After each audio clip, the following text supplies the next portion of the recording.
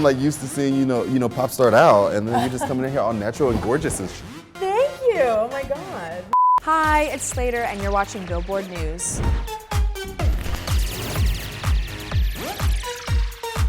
You must be in a really good mood because your album just hit #1 on our top dance electronics chart. It's your first big debut there. Yeah. So how are you feeling about that and your journey to this point? I am pretty shocked. It's great. I never expected this album to have the response it's had, but I'm very honored. I love that everyone's connecting with it so much and like responding well to it. Yeah.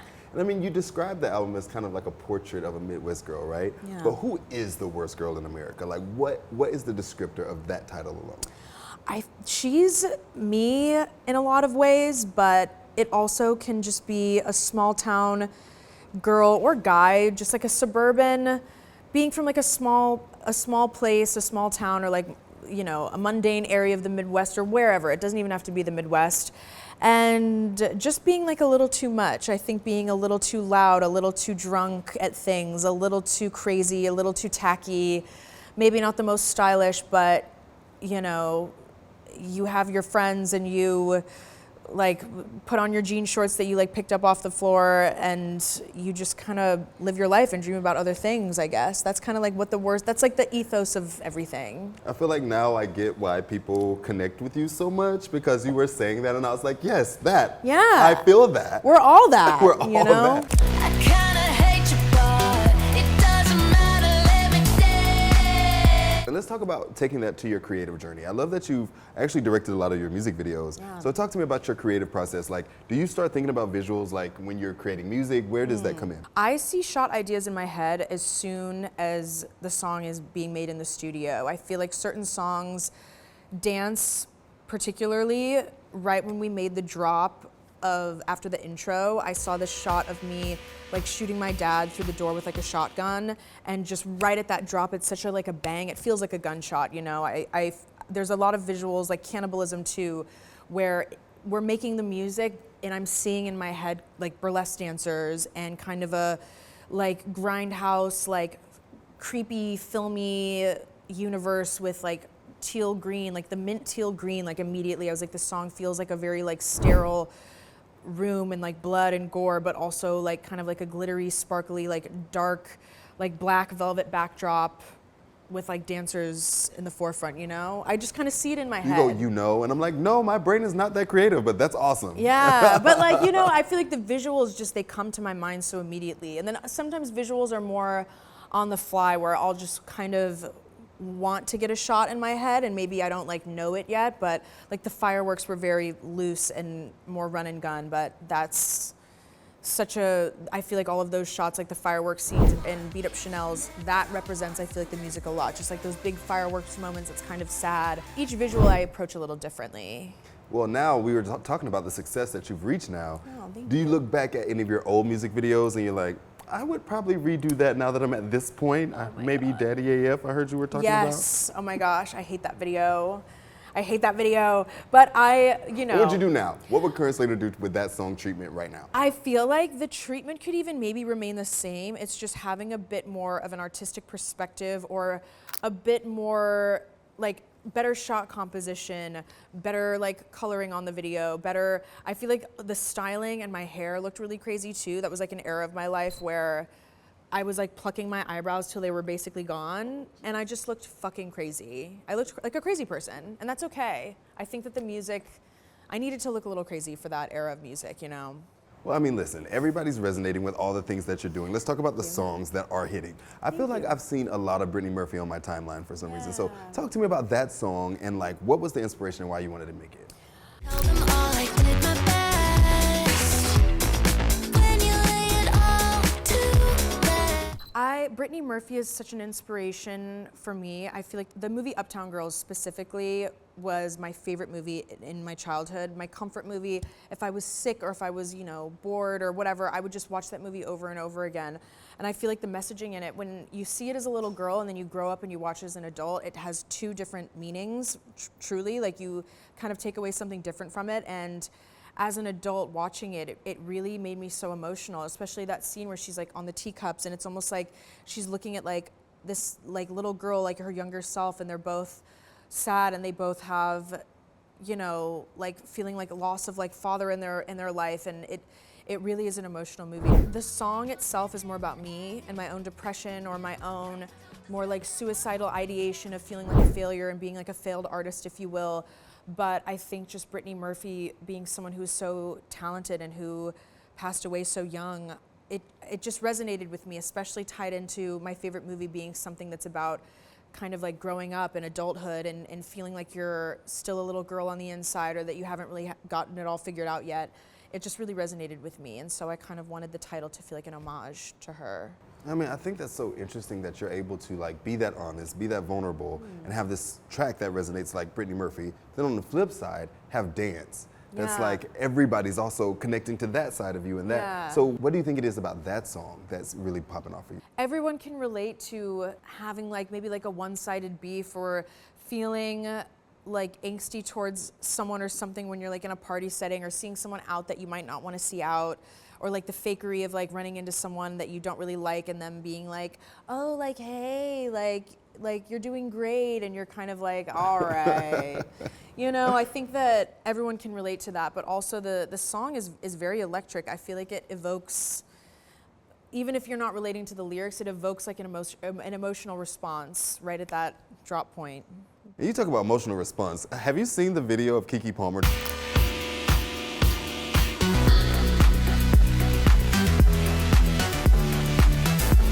She's so funny and she's so charming. That was really crazy. I think that she was like, that's the first time I think a celebrity's ever made a TikTok to one of my songs. Like, I don't know, the internet can like correct me if I'm wrong, but yeah, that was like really crazy. I was like, whoa. You saw that, but then you have a lot of great relationships as well. I feel like the girlies are like riding for you. Like PinkPantheress, I love seeing y'all's interview, and like she was like, I just love you so much, and how she was my hyping you up. gosh. So how is it to kind of have that feminine energy kind of embracing you in the industry right now? It feels really good. I love her so much. I feel like there's so many artists that I love and respect who have kind of been connecting with my music or showing love to my album, and it's really crazy. I feel like for a long time, and this is not because of any other reason than maybe just my music being a bit like smaller or more like underground in the past, but I never felt like I had much kinship with other female artists, or I felt like a little more on the back burner, or like not in like the cool girl club. So and not that I ever like want or need to be in that, like that's like so like not what I make music for, but having people kind of reach out to me, it feels really nice. It feels very comforting. Like I always feel like I'm kind of like a weird loser or something, and people being like, hey, like I love your music, or it's really nice. I mean, so now I want to get into your head about like, you know, so many people are looking up to you as like this pop girly that's killing it. Who was your pop girly like growing up? Who is the one that like you latched onto at a young age? Lady Gaga. For sure. Lady Gaga and Beyoncé, and like I feel like their tour DVDs I would watch religiously. Like I Am World Tour DVD, and then the Lady Gaga HBO Monster Ball special. Those were two things that like, oh my God, I would watch those every single day. I would get up on my coffee table. I knew the Single Ladies choreo. I knew the Judas choreo. I feel like that was, I don't know, pop music just felt so like massive to me. Being from St. Louis, Missouri, watching like the telephone video, like it was just such iconic pieces of music and pop culture with like such big visuals married to it too. Wasn't just the song, wasn't just the artist, it was like all of it.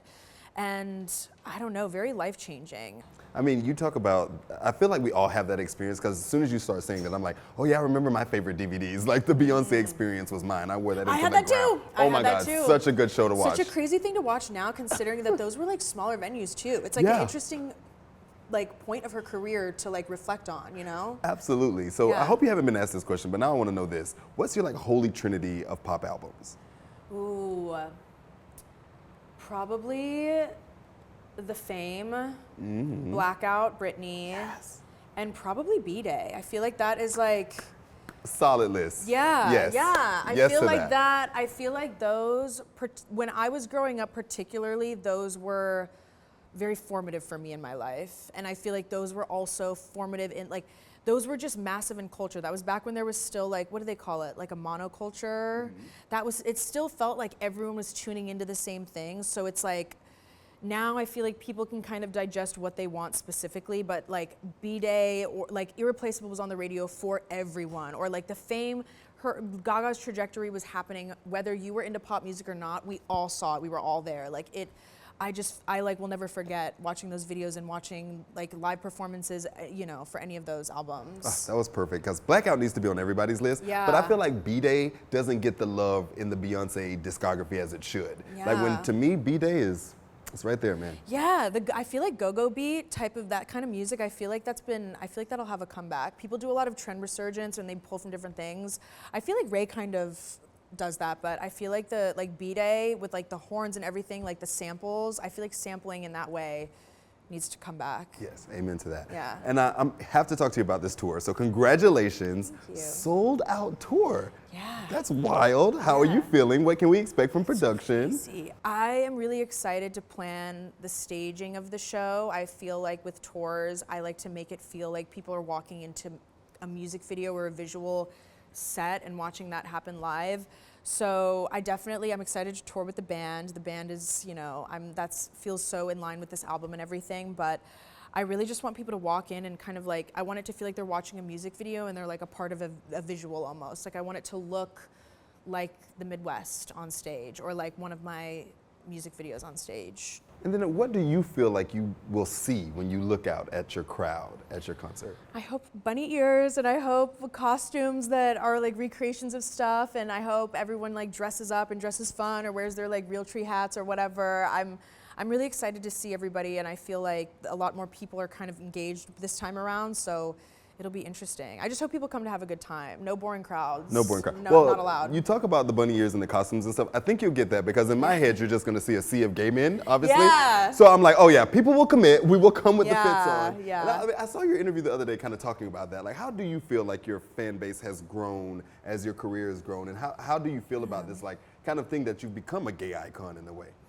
I love it. I feel like we've all kind of grown up together, you know? There's people who have been engaging with my music since the beginning where it's like I know their name and their Twitter and like I feel like I know them and they know me, you know, and they're still here, and there's new people who are engaged now too, and it's interesting seeing everything open up a bit. Like I've been like laughing with my sister about how like I see like sorority girls like making TikToks or like older dads that are metalheads like being into it. Like I feel like it's starting to hit in places where it hasn't before, and my sister keeps being like, oh, if the sorority girls like it, like, you know, you made it, you know what I mean? You got them now. Because it's been kind of like our little like queer space for so long, and yeah, but I feel like that's kind of where, like that's the music I grew up listening to, was like music, like big powerful pop girls that like were mostly championed in like gay spaces. So I feel like that it feels very close to home, that's where my music has landed, I guess, always, you know? And I think it's so interesting that you said about the relationship you have with fans when like you don't know their handle or like have those personal relationships. And then I think about like even Gaga, you brought up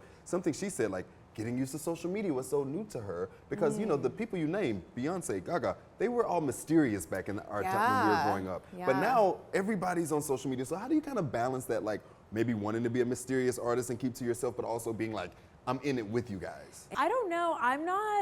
I never tried too hard with being mysterious or trying to like keep a certain coolness. I'm never trying to be cool. I'm never trying to like be like pretentious with anything I do. So I feel like the people who listen to my music, we're all like internet kids, and we all speak the same like Stan Twitter language, and we all like get the same memes and the same references and the same like the Peloton lady who's like, get him banned. Like we all like, you know, I feel like we all love and laugh at the same things. So I don't really feel like there's much of a separation between me and them. Like we all like love the same shit, and like I don't ever want to be like too cool or mysterious or pretentious about what I make. I love the art that I make, but I feel like it's for everyone, and it's meant to inspire, and it's meant to be part of me as much as it is a part of them, you know? Hell yeah, that's beautiful. I love that. Thank you. And then let's talk about style a little bit. I heard you made your Women in Music outfit, right? Oh yeah, the skirt was actually Rachel. The skirt was Rachel, and I wore that in Cannibalism, but then the top and the hat, like the little lace, like little like baby hat that I made, I made those like the night before. That's insane. In That's a so stress cool. rush. Thank you. It's like yeah. that's something you're looking to maybe do down the road, like style, clothing. For sure, I love clothing. I feel like I treat I don't even like to call it merch, but like I treat all of like the like clothing, you know, pieces or t-shirts, anything I like make or do, like I really have a lot of care and love for it all. Like the samples, the blanks, everything that we like choose, the designs I make, some of them I like hand draw myself. I would love to like get into like the fashion and clothing world a little bit more. But I love being DIY about stuff. I feel like for my tour, it'll be a mix of like kind of small independent designers that I work with, as well as like handmade, rhinestoned, everything that I like, you know, or maybe just like old vintage pieces I like, that kind of thing. Oh, amazing. Can't wait to see. And I feel like another thing that obviously people connect with you about is, girl, you just be saying shit. You're so honest, right? You're like so real online. Yeah. And I feel like even like when Peter called you out and then you were like, you pulled out receipts. And it's like, how important is it for you to stick up for yourself and be honest in the culture today? It's so important. I really feel that people, artists, celebrities alike, whether you're an actress, whether you're making music, people just need to be people. I feel like my opinions and how I present myself or how I talk shouldn't sway just because I don't know, get a little clout. I feel like people, I don't know. I always appreciate when an artist that I like isn't so buttoned up and isn't so calculated with what they say, isn't so pretentious about the way they explain their music. I just want to be a person. Like, I'm just a person. I'm like, you know, I'm from St. Louis. I was a hair salon receptionist. Like, who am I to come in and be all like, oh, like, you know, Right. planned and like curated about every little thing. I feel like it's just better to just, you know, be yourself. It's like the tale as old as time. Just be yourself. People say it because it's true. Yeah. It's true. Well, before we get out of here, I want to just play a little quick game with you that we've called Sleigh or Nay. Okay? And you just pick which one. All right. So, DIY outfits or vintage couture? Vintage couture. Ooh. They're fashion, it's like they're fashion history, you know? Like I could never, me hot gluing feathers on something is never gonna beat like a vintage Galliano dress, you know? True. Yeah. I got you. Okay, Midwest dive bars or a big city nightclub? Midwest dive bars, oh my gosh. Hell yeah. Yeah. What's your drink of choice? Either like Budweiser, like bottle of Budweiser. Okay. I feel like as I've gotten older, like just like a beer, classic beer and a shot will get me right where I need to go for the Okay, night. beer and a shot, That keeps girly. me out of trouble. Or if it's gonna be a really crazy night, like tequila soda. But like if you see a tequila soda in my hand, run away. First of all, in my head now, you don't play games. Both of those choices Yeah. are as a girl that don't play games. So I got you. All right, bunny suits or Playboy bunny uniform? Bunny suits, maybe now, I guess. Okay. Worst girl in America for a night or starfucker forever? Worst girl in America forever. I'm gonna like combine the two. Mixing them up. Okay, digital cameras or film cameras? Film cameras. I love film, yeah. Crank at 3 a.m. or crank at 9 a.m.? Crank at 9 a.m., honestly. Yes. Start your day with a little jolt to the system. I'm you the know? same way. I Yeah. freak people out on the 405. All right, public Twitter beef or petty DMs? Maybe public Twitter beef. People need to beef more. My favorite thing in the world in like 2012 is like watching my like idols like fight each other on Twitter. Oh my God, so good. Everyone fight more. You know what my favorite one was? I don't know why this just came in my head. Do you remember the Rihanna Ciara moment? Oh my God, yeah. And she was like, good luck booking that stage. It was like, Yeah, that's yeah. classic. Like, it's classic. you know? Love both artists, but I feel like me and my friends quote that quite a bit. It's Like my true. friends would say that to me. I'd be like, oh yeah, we're planning the tour. And they'd be like, good luck booking that stage you speak of. And I'd be like, I'm like, look at me now. Look, I'm booking the stages, girl. They're booked. I Yeah. love it. Well, what do you want people to like that are just joining the train, that are watching this interview Mm-hmm. maybe? What do you want them to think about you? What is your pitch? I don't even want to pitch anything. I whatever they think, whatever your immediate reaction to me would be, that's totally fine. I feel like everyone's takeaway is theirs to have. I don't, at this age or point in my career, I don't need to sell myself or talk myself up. If people don't like me or hate me, I actually kind of love that. Or if people love me and feel something from my music, then that's great too. I just hope people think something about it at all. I would never want, I don't ever want to be kind of like, I like being like more polarizing. I feel like if people are just kind of like, that's more disappointing, I think. Oh, well, Yeah. I love that take. Thank you. And now, thanks for hanging out and chatting with us you. here. And I can't wait. I'm coming to this tour, and I'm wearing bunny ears. Hell yeah. I'll see you there. You have to come through. Thanks so much. Thank you. Oh my gosh, that was so fun.